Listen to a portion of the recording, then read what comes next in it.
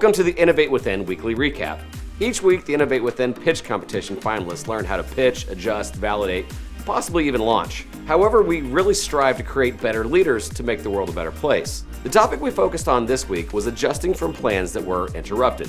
Former heavyweight champion Mike Tyson once said, "Everybody has a plan until they get punched in the mouth." That's what this week felt like, maybe even the whole year. Obviously, the coronavirus has interrupted a lot of plans for nearly everybody. It has affected employment, travel, and most importantly to our students, school.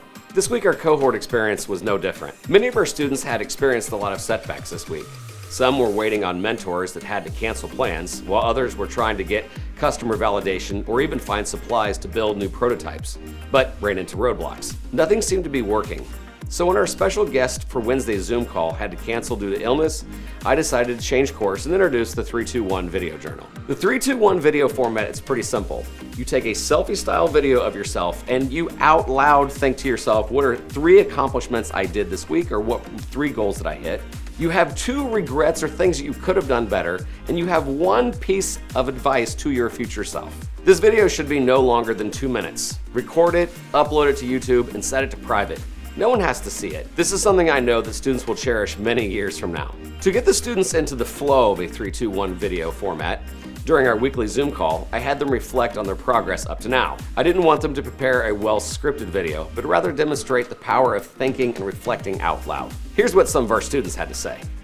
I guess 3 good things would be getting our contact with Recovery Force, and that's really exciting because not only did we get advice via Zoom, we're also invited to his facility, so we get to see all of that. I think we're proud of teaching ourselves, because when we started this, we were like, there's no way we can make a therapeutic glove. And even though we're a team, we've kind of used our independent skills and then thrown it into a team, and I'm really proud of that. Things I'm proud of are being able to contact Forrest Galante and speak with him.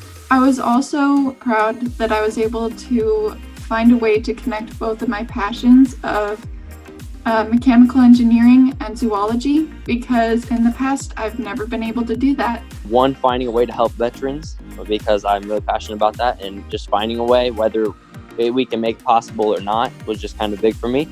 Not being afraid to ask for help, because I'm the person that holds their pride super high, but realizing that networking can be kind of nice and you don't always have to do things on your own. So here's the key learning moment. Documenting what you've accomplished is important, but so is reflecting on what you could have done differently.